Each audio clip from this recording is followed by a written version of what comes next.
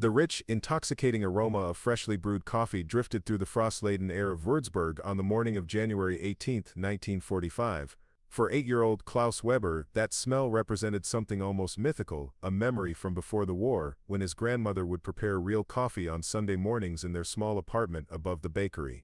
Now as he stood shivering in the doorway of what remained of St. Joseph's Church, the scent pulled at something deep in his chest, a longing so powerful it made his empty stomach clench with anticipation. Before we jump back in, tell us where you're tuning in from, and if this story touches you, make sure you're subscribed, because tomorrow I've saved something extra special for you. His older sister Ingrid, barely 13 but aged beyond her years by 3 seasons of Allied bombing, grabbed his sleeve with mittened hands that had more holes than wool. Their mother had sent them out to search for usable bricks among the rubble, anything that might help patch the gaping hole in their cellar wall where they sheltered each night. But the coffee smell changed everything. It was impossible, forbidden, and absolutely irresistible. For months the children of Würzburg had survived on acorn coffee, a bitter brown liquid that barely resembled the precious commodity their parents remembered. Real coffee had vanished from German tables by early 1943, requisitioned for the front lines, and then, as supplies dwindled further, reserved only for the highest ranks of party officials. The weekly ration cards that determined survival no longer even listed coffee as an option. Yet here, in the devastated heart of Bavaria's ancient episcopal city, the unmistakable fragrance of genuine coffee beans hung in the winter air like a promise. Klaus pulled his sister toward the source of the aroma, their wooden shoes clattering against the broken cobblestones of Residenzplatz. The massive Baroque palace that had once dominated the square now stood partially collapsed, its ornate facade scarred by incendiary bombs and artillery shells. American forces had captured Würzburg just 6 weeks earlier, following a devastating air raid that had reduced the medieval city center to smoldering ruins in 17 minutes of coordinated bombing. The 3rd Infantry Division had established control with surprising efficiency, transforming the former residence gardens into a temporary military compound. It was here, behind hastily erected canvas barriers and coils of barbed wire, that the impossible coffee smell originated. As Klaus and Ingrid approached the compound perimeter, they discovered they weren't alone in following the tantalizing aroma. Nearly 24 German children had gathered at the fence, pressed against the wire mesh like moths drawn to lamplight.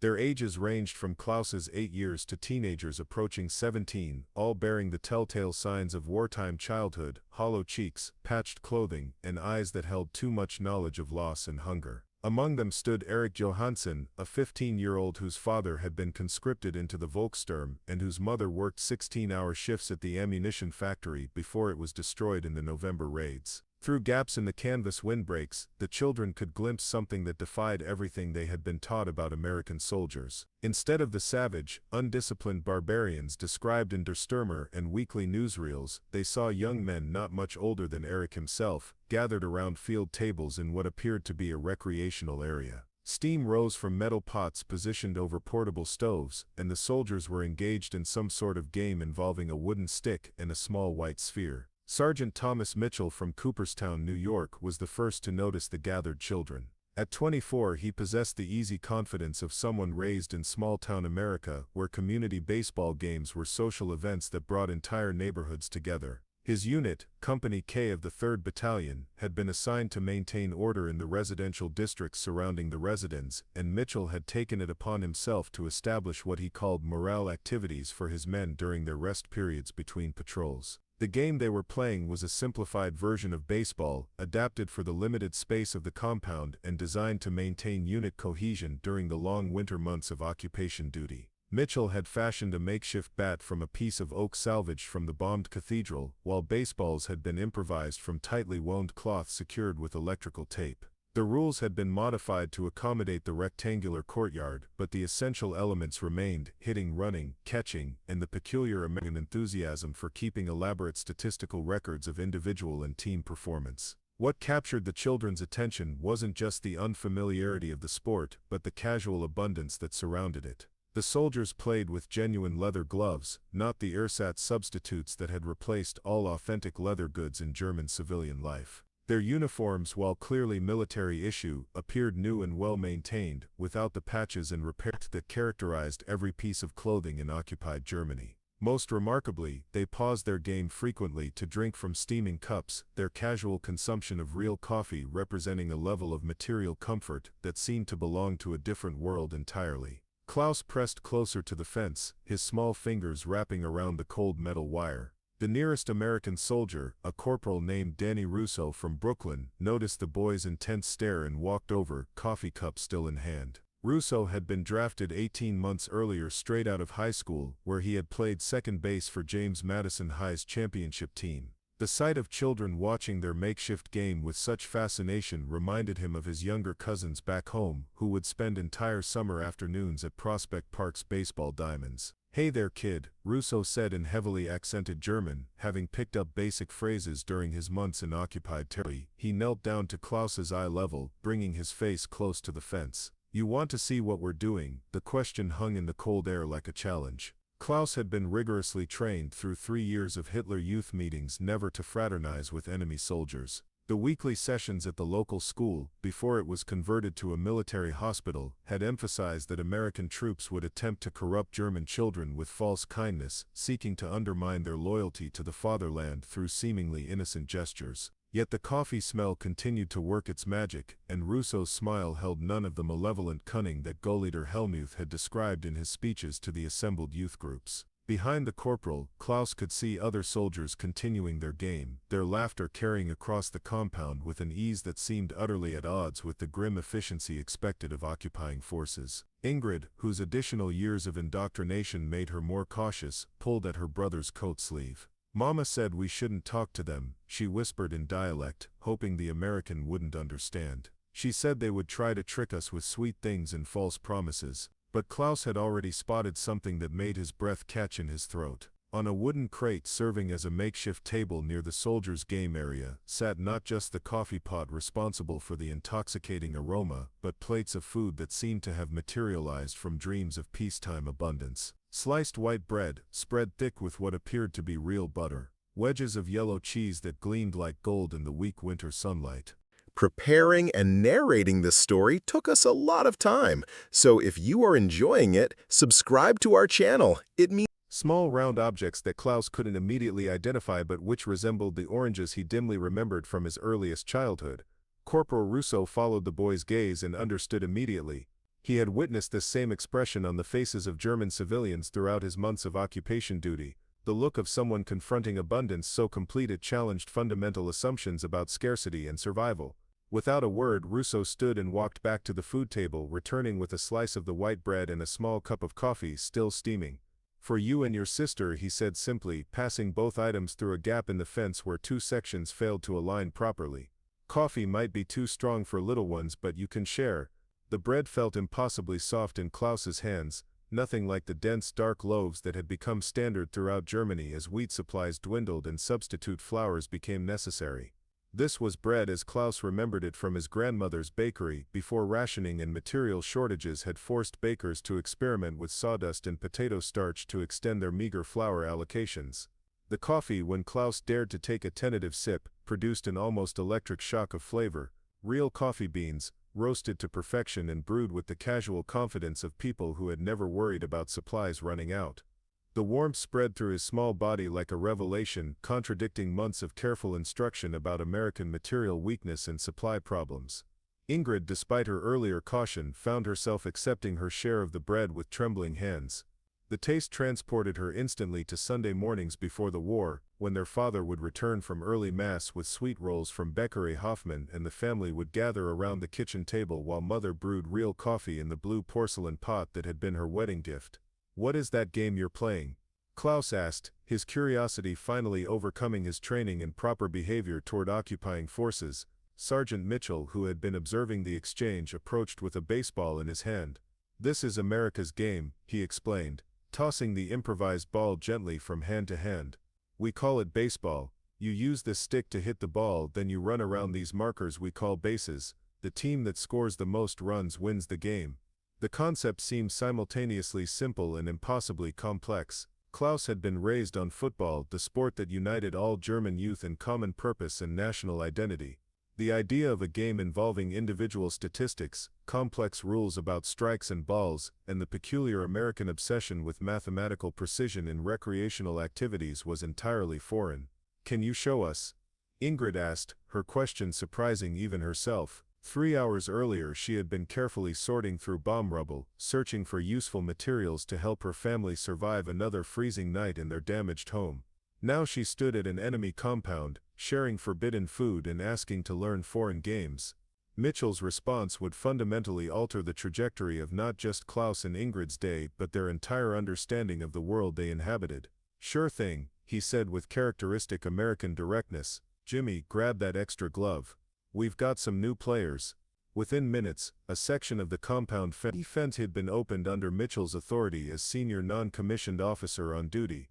Klaus and Ingrid, followed by Eric and several other children who had been watching through the wire, found themselves inside an American military installation, surrounded by evidence of abundance so overwhelming it challenged every assumption their education had provided about enemy capabilities and intentions. The makeshift baseball diamond occupied roughly half of the available courtyard space, with bases marked by canvas bags filled with sand. Home plate was a piece of slate salvaged from the bombed university, while the pitcher's area had been outlined with white chalk requisitioned from the military engineering supplies. What struck the German children most forcefully wasn't the improvised nature of the field, but the casual abundance of equipment and materials. Mitchell handed Klaus a child-sized glove that had been crafted by the unit's supply sergeant, who had learned leather working from his father's shoe repair shop in Ohio. The glove was constructed from genuine leather, softened with neatsfoot oil and carefully stitched with precision that would have been impossible to achieve with the synthetic materials that had replaced all authentic leather goods in German manufacturing. "First thing you need to understand about baseball," Mitchell explained, demonstrating the proper way to wear and position the glove, "is that it's not just about strength or speed, it's about thinking, about anticipating what might happen next, about working as a team while also taking individual responsibility." The philosophical implications of this statement would have profound resonance for children raised under a political system that emphasized collective identity over individual achievement. In Hitler Youth activities, success was measured by conformity to group standards and unquestioning obedience to authority figures. The concept of a game that rewarded individual initiative within a team framework represented a fundamentally different approach to human organization and achievement. As Mitchell began demonstrating basic batting techniques, using the improvised oak bat to make contact with their cloth-wrapped ball, Klaus became aware of the broader context surrounding their game. The American compound was a study in casual efficiency that contradicted everything German civilians had been told about enemy organizational capabilities. Supply tents lined the perimeter, their canvas walls unable to conceal the abundance stored within. Cases of canned goods stacked to shoulder height. Boxes of ammunition arranged with geometric precision. Barrels of fuel positioned with the kind of systematic organization that suggested unlimited access to resources. Most remarkably, American soldiers moved through these supplies with complete indifference, treating materials that would have been precious commodities in German civilian life as routine necessities hardly worth protecting or conserving. Corporal Russo meanwhile had begun explaining the scoring system to Ingrid and Errol using a notebook to demonstrate how individual and team statistics were recorded and maintained. The mathematical complexity was staggering. Batting averages calculated to 3 decimal places, earned run averages that required understanding of both multiplication and division, fielding percentages that demanded precise record-keeping over extended periods. "Every player's performance is measured and recorded," Russo explained, showing them pages of carefully maintained statistics. "At the end of the season, we know exactly how everyone contributed to the team's success or failure." Individual excellence is recognized and celebrated, but it only matters if it helps the team win games. For Eric, whose education had emphasized that individual achievement was meaningless except as it served the collective needs of the Volk, this represented a revolutionary concept. American society appeared to have resolved the fundamental tension between personal ambition and group loyalty through a system that valued both simultaneously. The baseball lesson continued for nearly 2 hours, with German children rotating through different positions and learning the basic skills of hitting, catching, and throwing. Mitchell and his men demonstrated remarkable patience, explaining rules and techniques with the same thoroughness they might have shown to American children learning the game for the first time. What emerged most clearly was the casual confidence with which American soldiers approached both recreation and military duty.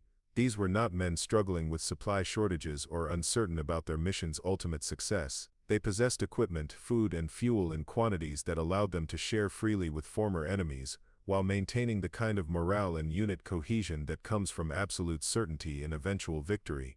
As the informal baseball clinic progressed, Klaus began to understand that he was witnessing something far more significant than a simple sports demonstration. The abundance surrounding him, the real coffee, the genuine leather equipment, the casual waste of materials that would have been precious in German civilian life, represented evidence of industrial and logistical capabilities that made German defeat not just possible but mathematically inevitable.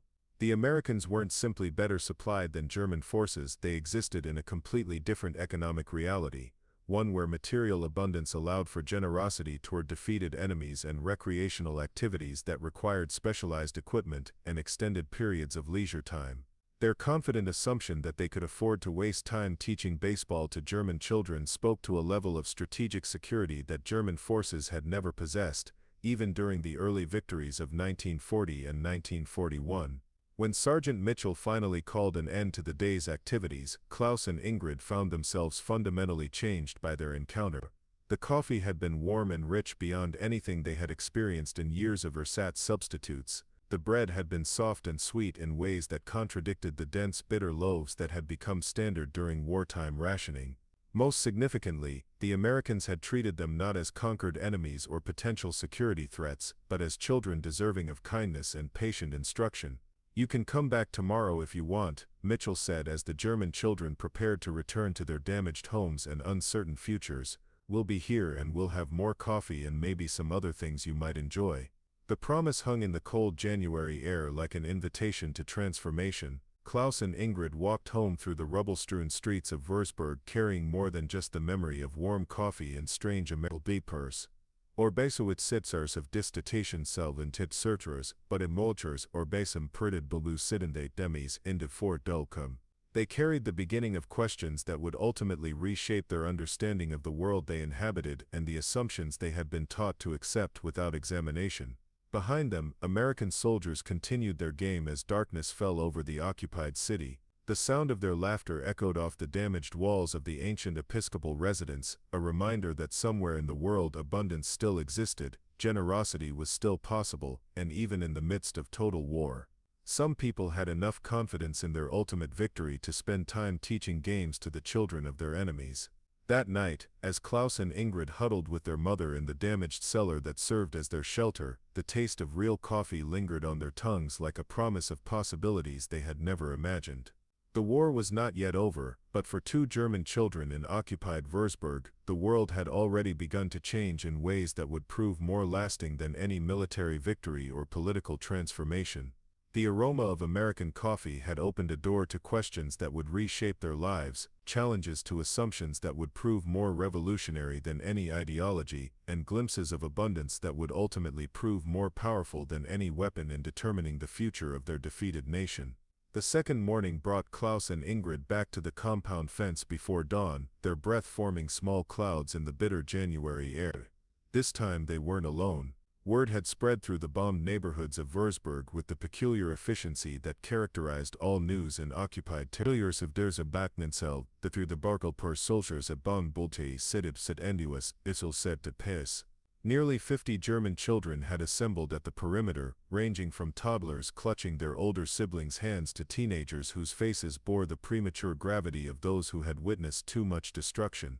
Among the newcomers stood Heinrich Müller, a 17-year-old whose father had been killed during the November air raids and whose mother worked at the American-run Displaced Persons Center. Heinrich carried himself with the rigid posture learned through 4 years of Hitler Youth leadership training, but his eyes betrayed the same hungry curiosity that had drawn Klaus and Ingrid to the fence the previous day. Sergeant Mitchell emerged from the command tent at precisely 7 o'clock, coffee cup in hand and a canvas bag slung over his shoulder. The sight of the gathered children brought a smile to his weathered face, though he maintained the professional demeanor expected of occupation forces. Behind him followed 6 other soldiers, each carrying equipment that would transform the morning into something unprecedented in the recent history of German-American relations. The compound gates opened with mechanical precision, and Mitchell addressed the assembled children in his improving German. "Today we learn more than just hitting and catching," he announced, his voice carrying across the courtyard. "Today we learn why Americans play this game, and what it teaches us about working together while still being individuals."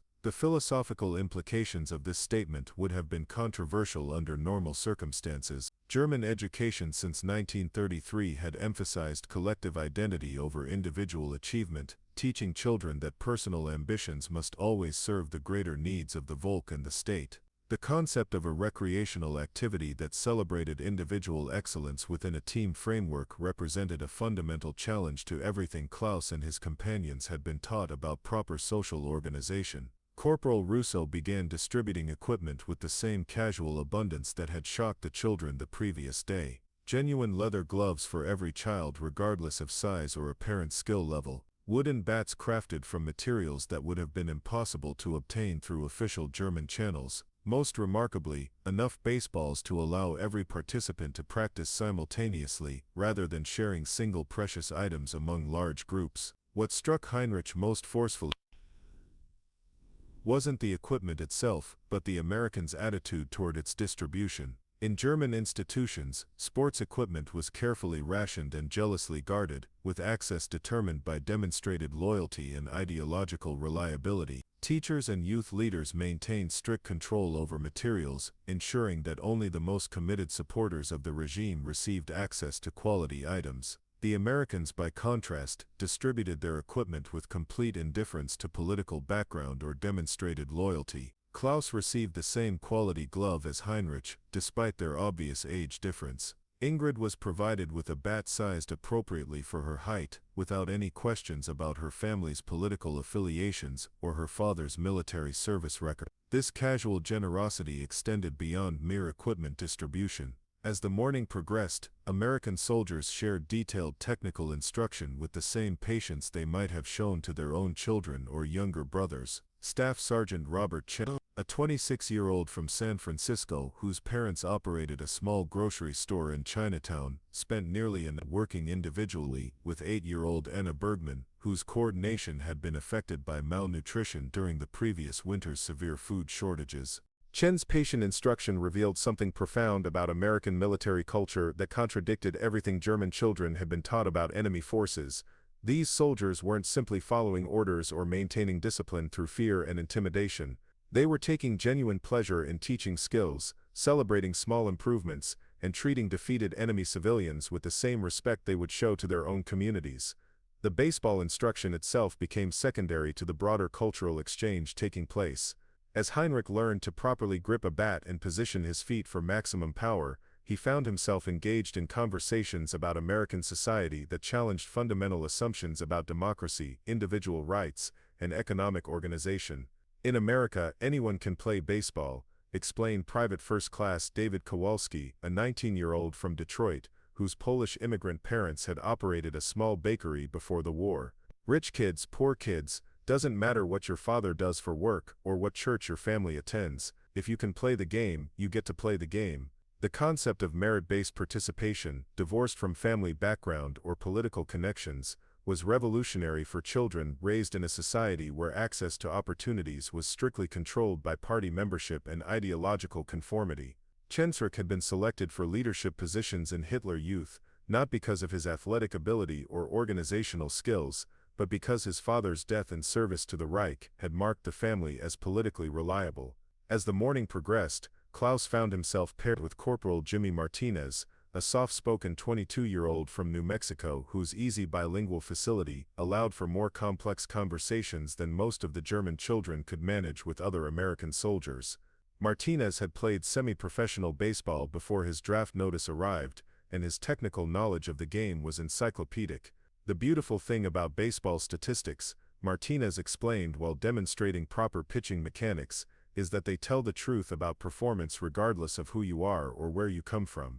A .300 batting average means the same thing, whether it belongs to a millionaire's son or a farmer's kid from the middle of nowhere. This emphasis on objective measurement and individual achievement within team success represented a profound challenge to German educational philosophy. Klaus had been taught that individual excellence was meaningful only insofar as it served collective goals determined by higher authorities. The idea that personal statistics could have inherent value, that individual achievement could be celebrated even within team contexts, suggested a fundamentally different approach to human motivation and social organization. The abundance surrounding these conversations remained overwhelming. American soldiers consumed real coffee throughout the morning without apparent concern for supply limitations. They shared chocolate bars, white bread, and processed cheese with the same casualness that characterized their equipment distribution. Most remarkably, they discarded partially used items without apparent concern for waste or conservation. Klaus watched in amazement as Sergeant Mitchell threw away a coffee cup that contained at least 2 full swallows of liquid.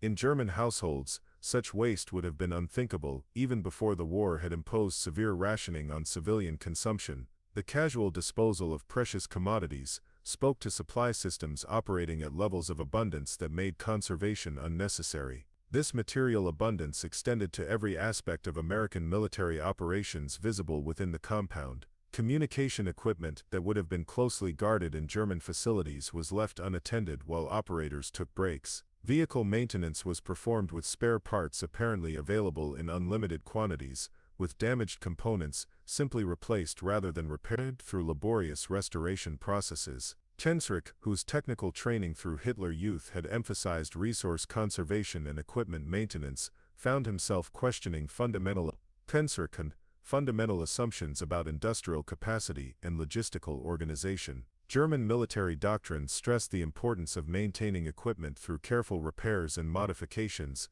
extending the useful life of every component through skilled craftsmanship and creative improvisation. The Americans operated under completely different assumptions. When a baseball bat developed a crack during the morning's activities, Sergeant Mitchell simply retrieved a replacement from his equipment bag and continued the lesson without interruption. The damaged bat was casually tossed aside, neither repaired nor carefully stored for future restoration. Such casual disposal of functional equipment would have been considered criminal waste under German resource management protocols. The morning's most revealing moment came when Heinrich asked Corporal Russo about American industrial production capabilities. The question had been prompted by his observation that every piece of American equipment appeared new and well maintained, without the patches and repairs that characterized all German military and civilian items by early 1945. Russo's response challenged every assumption Heinrich had been taught about comparative economic strength between Germany and the United States. Back home, our factories produce so much stuff that we actually have to figure out what to do with the excess. Russo explained matter-of-factly, "My brother works at a Ford plant in Michigan. They make more Jeeps in a single month than most countries produce in an entire year." The statistical claim seemed impossible. Tensrick had been repeatedly told that American industrial capacity was largely mythical, inflated by propaganda and sustained only through the exploitation of colonial resources and slave labor. German economic education had emphasized that true industrial strength came from superior organization and technological innovation, advantages that more than compensated for any temporary material disparity. The evidence surrounded them. American soldiers operated with such confidence in their supply systems that they could afford to share equipment with enemy civilians, waste partially consumed items, and treat expensive materials as disposable commodities. This wasn't the behavior of forces struggling with supply shortages or uncertain about their long-term logistical sustainability. Private Martinez provided additional context that further challenged German assumptions about American economic organization. "The thing is, our factories back home are just getting warmed up," he explained while helping Klaus practice his swing mechanics.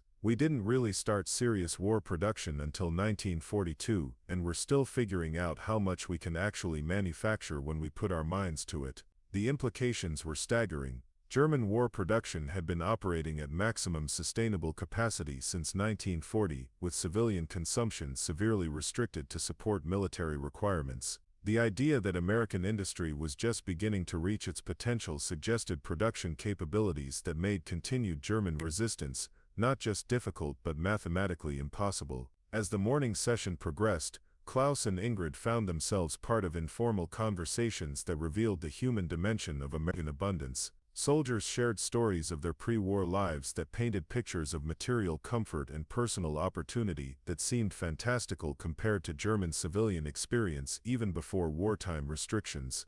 Corporal Chen described his family's grocery store in San Francisco, explaining how American consumers could choose from dozens of varieties of coffee, tea, and processed foods even during wartime rationing. His casual mention of rationing revealed restrictions that would have seemed luxurious to German civilians, limits that still allowed American families access to meat, dairy products, and imported goods that had disappeared entirely from German markets. Staff Sergeant Anthony Romano, a 30-year-old from Boston whose pre-war job involved managing inventory for a large department store, provided insights into American consumer culture that challenged fundamental assumptions about capitalist economics and social organization. Even during rationing, American families eat better than most people in the world during peacetime, Romano observed. We complain about not being able to buy as much sugar or meat as we want, but we're still eating better than European royalty did 100 years ago. The casual nature of these revelations was perhaps more shocking than their content. American soldiers discussed abundance and consumer choice with the same matter-of-fact tone that German civilians used when describing survival strategies and resource conservation. What represented impossible luxury for occupied Germans was simply normal life for American working-class families. The afternoon brought new dimensions to the cultural exchange taking place within the compound. Colonel William Henderson, the senior officer responsible for civilian affairs in the Würzburg district, arrived to observe the baseball activities and assess their impact on German civilian morale. Henderson was a 42-year-old career officer from Virginia who had studied European history at West Point and understood the psychological dimensions of military occupation. His presence might have been expected to impose formal constraints on the informal interactions that had developed between American soldiers and German children.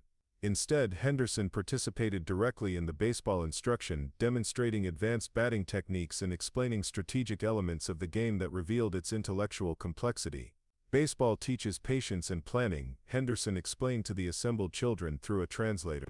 Success requires thinking several moves ahead, anticipating what your opponents might do, and making decisions based on probability and statistical analysis rather than emotion or wishful thinking. The strategic concepts Henderson described bore uncomfortable resemblance to military planning and political decision-making. His emphasis on statistical analysis and probability-based reasoning implied approaches to problem-solving that challenged the ideological thinking that had dominated German education and political culture throughout the Nazi period. Heinrich found himself particularly drawn to these strategic discussions. His Hitler Youth training had emphasized decisive action, unwavering loyalty, and the importance of will and determination in overcoming material obstacles. Henderson's description of baseball strategy suggested a completely different approach to competition and conflict resolution, one based on careful analysis, flexible adaptation, and acceptance of statistical realities. The colonel's most revealing comments came during a discussion of American military planning and strategic thinking. We knew this war would be won or lost based on industrial production and logistical capability. Henderson explained with characteristic American directness, victory goes to the side that can sustain operations over extended periods, not necessarily to the side with the best individual soldiers or the most advanced weapons. This analysis contradicted everything German children had been taught about the nature of modern warfare and the factors that determined military success. Nazi ideology had emphasized spiritual strength, technological superiority, and the decisive importance of will and determination in overcoming material disadvantages. Henderson's matter-of-fact assessment suggested that such factors were largely irrelevant compared to industrial capacity and logistical organization. The day's most profound revelation came during the afternoon's concluding activities. As American soldiers began cleaning and storing their baseball equipment, Klaus and Ingrid observed procedures that revealed the systematic abundance underlying every aspect of their operations. Each piece of equipment was carefully inventoried and recorded, not to prevent theft or unauthorized use, but to ensure adequate supplies would be available for future activities. Sergeant Mitchell maintained detailed records showing not just what equipment was available but what additional supplies had been requested through official channels and when replacement items were expected to arrive. The paperwork revealed a supply system operating with such efficiency and abundance that recreational activities for German civilians were considered routine expenses worthy of official support and systematic planning. The requisition forms Klaus glimpsed over Mitchell's shoulder listed quantities of sports equipment that would have outfitted every Hitler Youth unit in Bavaria, dozens of baseball gloves, multiple sets of bats, cases of baseballs, and specialized training materials that existed solely to support recreational activities for former enemy populations. The casual nature of these requisitions spoke to supply systems operating at levels of abundance that made such expenses administratively invisible. As the children prepared to return to their damaged homes and uncertain futures, Colonel Henderson made an announcement that would fundamentally alter the trajectory of German civilian life in occupied Würzburg. "We will be expanding these activities," he declared through his translator. "Tomorrow we begin teaching not just baseball but other American sports and recreational activities. We will also be providing regular meals for all participants, along with educational materials and basic medical care." The promise of regular meals represented a lifeline for families struggling with food shortages and inadequate heating during the brutal winter of 1945. More significantly, it offered German children sustained exposure to American culture and values during a critical period when traditional German institutions and authority structures had lost all credibility. That evening, as Klaus and Ingrid walked home through streets still littered with rubble from the devastating November air raids, they carried with them more than just memories of an unusual day. They possessed evidence of abundance so overwhelming that it challenged every assumption their education had provided about comparative economic and military strength between Germany and the United States. The taste of real coffee lingered on their tongues as a reminder of possibilities they had never imagined. The feel of genuine leather baseball gloves remained in their muscle memory as proof of manufacturing capabilities that made German wartime production seem primitive by comparison. Massive human wartime production seemed primitive by comparison. The taste of real coffee of Benwediuen Pures, den Dangers Bun. Most significantly, they had experienced American soldiers not as the brutal occupiers described in Nazi propaganda, but as patient teachers willing to share their knowledge and resources with former enemies. The transformation had begun with curiosity about an unfamiliar aroma, but it was expanding into questions that would reshape their understanding of power, abundance, and the relationship between individual achievement and collective success. Tomorrow would bring new revelations, deeper challenges to their worldview, and further evidence that the war had been lost not through any failure of German courage or determination, but through the simple mathematical reality of American industrial and logistical supremacy. Up next, you've got two more standout stories right on your screen. If this one hit the mark, you won't want to pass these up. Just click and check them out.